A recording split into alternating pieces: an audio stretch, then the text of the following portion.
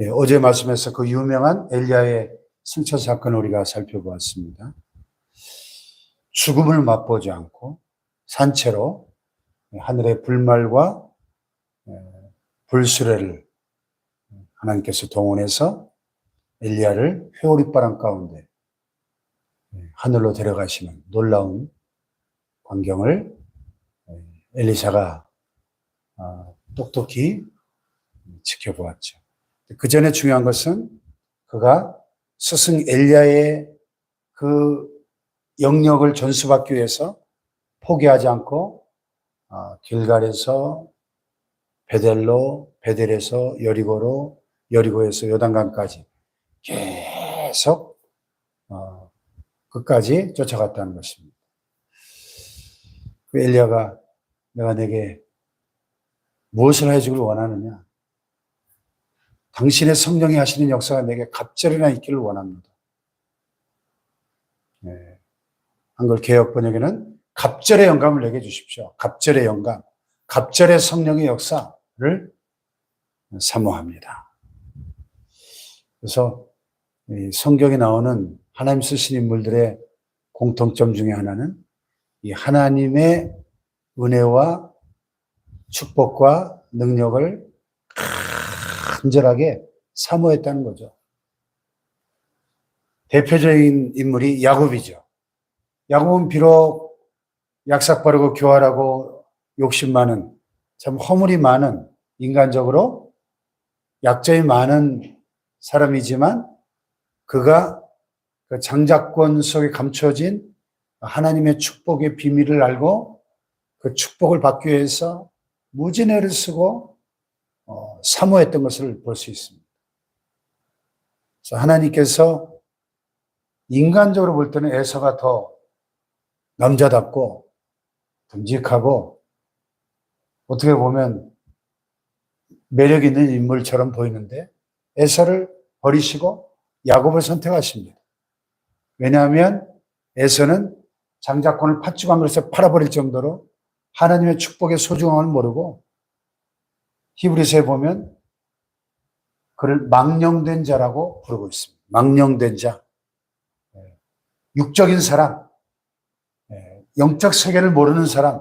그러나 야곱은 이 하나님의 그 축복을 사모하고 그 영적인 은혜를 사모할 줄 알았던 사람이었다는 거죠. 그래서 야복강가에서 천사와 씨름할 때도 밤새도록 천사와 씨름했다는 것은 천하장사 씨름대에 나간 것도 아니고 기도했다는 얘기예요.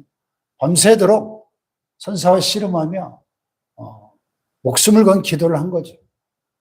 천사가 나를 놓아주라, 내가 가야 된다. 안 됩니다. 당신에게 축복하지 않으면 내가 가게 할 수 없습니다. 예. 그래서 우리가 찬송가에 있는 것처럼 옛 야곱이 천사와 씨름하던 그 믿음을 주옵소서.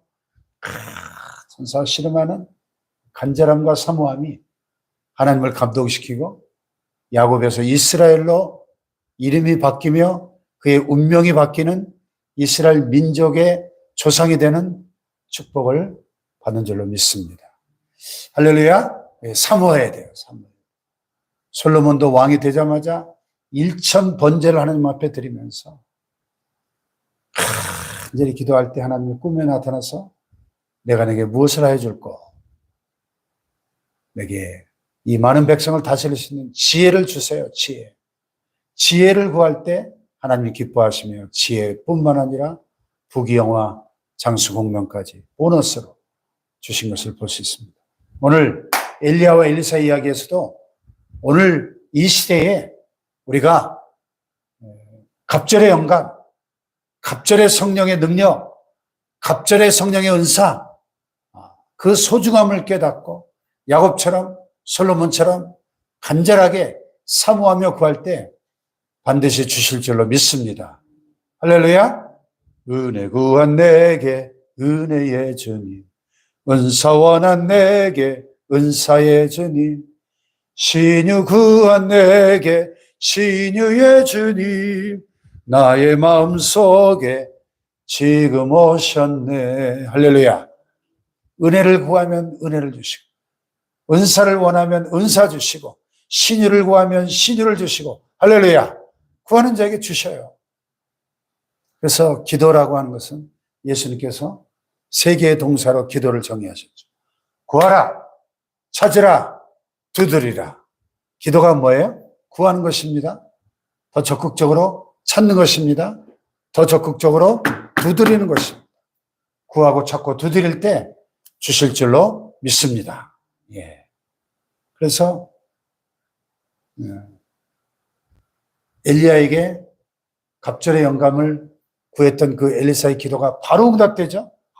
엘리야가 승천하자마자 엘리사가 자기 옷을 잡아서 둘로 찢고 엘리야의 몸에서 떨어진 겉옷을 주워가지고 돌아와서 요단 언덕에 서가지고 엘리야의 몸에서 떨어진 그 겉옷을 가지고 이 구약시대에 스승의 겉옷을 받았다는 것은 그 스승의 그 능력과 리더십을 전수받았다는 상징적인 의미가 있습니다. 그 겉옷을 가지고 요단강 물을 치며 엘리야의 하나님 여호와는 어디 계십니까? 하고 그도 물을 치며 물이 이리저리 갈라지고 엘리사가 건너니라. 할렐루야. 그의 스승 엘리야가 했던 똑같은 기적, 능력의 역사가 그를 통해 나타나는 것을 봅니다. 당신의 성령이 하시는 역사가 내게 갑절이나 있기를 원합니다. 구했던 것처럼 바로 그 기도가 응답되죠. 여러분, 엘리야가 하늘로 승천하는 장면, 요단강 물이 갈라지는 장면을 보면서 우리는 무엇을 깨달아야 할까요? 하나님의 권능은 우리의 상상을 초월하는, 우리의 경험과 상식을 뛰어넘는 무제한의 능력임을 깨달으시길 바랍니다. 할렐루야. 우리 한계를 넘어서는, 우리가 할 수 없다고 생각하는 불가능의 영역도 하나님께는 전능하신 하나님이시기에 능치 못함이 없는 줄로 믿습니다. 할렐루야. 하나님의 크신 권능을 믿고 사모하고 우리도 엘리사처럼 이 하나님의 능력이 우리의 삶 속에 역사하는 능력 있는 하나님의 사람들 되기를 축복합니다. 네. 그래서 맞은편에 여리고에 있던 선지자의 제자들이 엘리사를 보면서 야, 우리 스승 엘리야의 성령이 하시는 역사가 엘리사 위에 머물렀다 하고 그 엘리야의 후계자로서의 리더십을 인정하고 다 그에게 나와서 땅에 엎드려 경배했다는 얘기는 이제부터는 당신이 우리의 스승이십니다. 선지 학교의 제자들이 엘리사를 새로운 그 선지 학교의 리더로 인정하는 장면이죠. 근데 여기 16절에 보면 재미있는 이야기가 나옵니다. 엘리사에게 이 제자들이 요청을 합니다. 당신의 종들에게 용감한 사람 50명 있으니 청하건대 그들이 가서 당신의 죄를 찾게 하소서. 염려하건대 여호와의 성령이 그를 들고 가다가 어느 산이나 어느 골짜기에 던지셨을까 하나이다. 무슨 얘기죠? 아니, 하늘로 승천하는 것을 자기들도 멀리서나마 목격을 했는데, 근데 혹시 성령께서 엘리사를 데리고 가다가 혹시라도 어느 산이나 골짜기에 던져버리신 거 아닐까요? 하나님의 그 권능을 의심하는 거죠. 아니, 하나님이 할 일이 없어서 하나님의 종을 승천하게 하늘로 데려가시다가 산에 던져요? 하나님이 그런 분이 아니시잖아요. 우리가 오늘날도 하나님을 오해하는 수많은 사람들을 보게 됩니다. 우리 하나님을 우리가 말씀에 기록된 대로 하나님을 정확하게 알아야 될 줄로 믿습니다. 하나님을 오해하면 안 되죠. 하나님이 그런 그런 짓궂고 잔인한 그런 하나님이세요? 아니, 하늘로 데려가다가 땅바닥에 던지면 머리통 깨져 죽으라고요? 하나님이 그런 분입니까? 근데 믿지 못하고 50명의 사람을 풀어가지고 사흘 동안이나 찾아봤지만 발견하지 못하죠. 하늘로 갔는데. 예. 엘리사가 내가 가지 말라고 너에게 그랬잖아 하면서 책망을 합니다. 그 다음에 이제 19절 이하에 두 가지 표적이 나오는데, 하나는 그 성읍, 즉 여리고죠. 여리고 성읍의 위치는 좋으나 물이 나빠서 토산이 익지 못하고 떨어집니다. 네. 성지순례를 가보니까 여리고 그 환경이 굉장히 척박하고 삭막해요. 환경이. 네. 광야, 사막 같은 분위기입니다. 예수님이 시험 당하셨던 그 시험산도 거기 이렇게 보이고요. 그런데 거기 가보니까 참 인상적인 그 코스가 하나 있더라고요. 바로 이 오늘 본문에 엘리사가 이 여리고의 물이 아주 수질이 안 좋아가지고 농사가 안 되는 거예요. 뭘 심었다면 이 열매들이 익지 못하고 다 떨어져 버려요. 그래서 엘리사가 새 그릇에다가 소금을 담아 가져와라. 그래서 소금을 담아서 물 근원으로 가가지고 소금을 그 가운데 던지면서 하나님 말씀을 선포합니다. 여호와의 말씀이 내가 이 물을 고쳤으니 이로부터 다시는 죽음이나 열매 맺지 못함이 없을지니라. 할렐루야. 생명을 선언한 거죠. 네. 그 물이 수질이 안 좋아서 토산이 익지 못하고 떨어진다는 것은 그 물 속에 죽음의 기운이 흐르고 있었다는 거예요. 죽음의 기운이. 그래서 하나님의 치료를 상징하는 소금을 그 물 근원에 던지면서 내가 이 물을 고쳤으니, 라파죠, 라파. 고치다. 여호와 라파 우리가 말하죠. 치료하시는 하나님. 사람만 치료하시는 것이 아니라 생명의 근원되는 이 물 속에 죽음의 기운이 흐르니까 생명의 기운이 흐르도록 그 물을 고치시니 이로부터 다시는 죽음이나 열매 맺지 못함이 없을지니라 선언할 때 그 물이 고쳐져서 오늘에 이르렀더라. 지금은 그 자리를 이렇게 건물을 만들어 놨어요. 그래서 이렇게 들어가 보면 이렇게 빙 한 바퀴 돌면서 지금도 그 물이 흘러요. 지금도 그 물을 여리고 사람들이 마시며 산다고 합니다. 그렇게 수질이 좋지 못했던 여리고의 물이 엘리사의 이 소금을 던지며 치유하는 이 표적을 통해서 물이 좋은 물로 고쳐져서 2600년이 지난 오늘날까지 그 물을 사람들이 마시는 새물이 되었다. 생명의 물이 되었다는 것입니다. 할렐루야.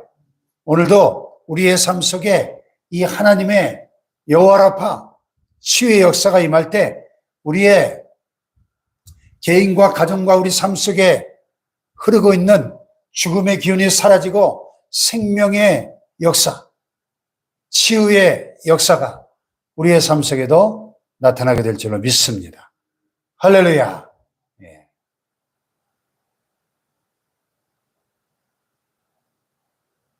그래서 은퇴하셨는데 인천 주안에 가면 주안 장로교라는 유명한 교회가 있었죠.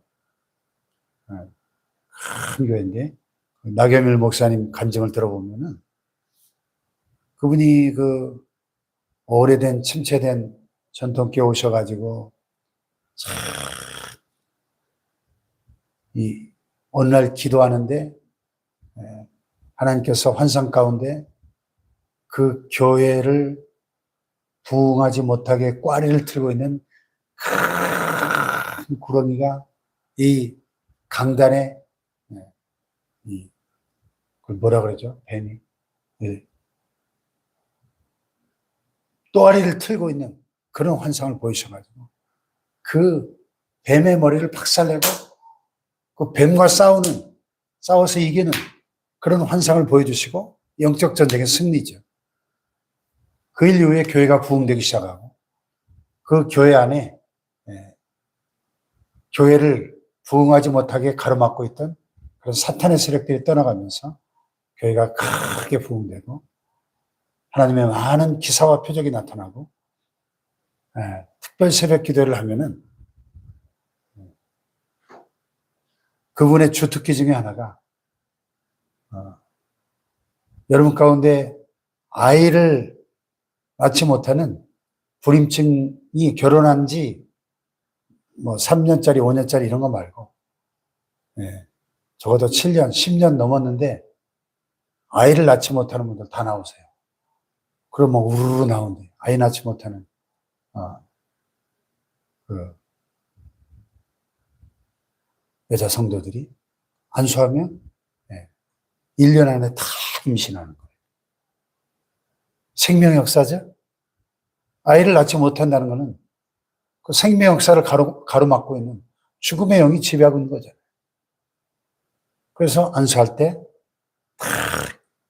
1년 안에 결혼한 지 10년, 20년 돼도 아이를 낳지 못하던 그런 가정들이 아이를 낳는 기적들이 막 나타나는 거예요. 할렐루야.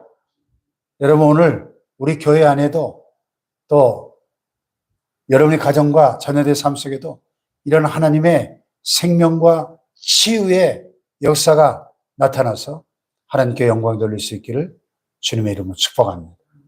할렐루야. 기도하십시다. 오늘 말씀의 제목은 주님이 주신 영적 능력으로 사명의 길을 가는 사람 이렇게 되어 있습니다. 그렇습니다. 주님이 주신 사명은 내 능력으로 하는 것이 아니라 주님이 주시는 영적 능력으로 하는 겁니다. 하나님의 능력으로 하는 거예요. 하나님의 일은 내 능력으로 하는 게 아니라 하나님의 능력으로 하는 겁니다. 하나님은 오늘 우리에게 하나님의 능력을 갑절로 부어 주시옵소서. 기도하시고요. 오늘 오후 6시에 사랑산교회에서 지방의 평신도 연합성회가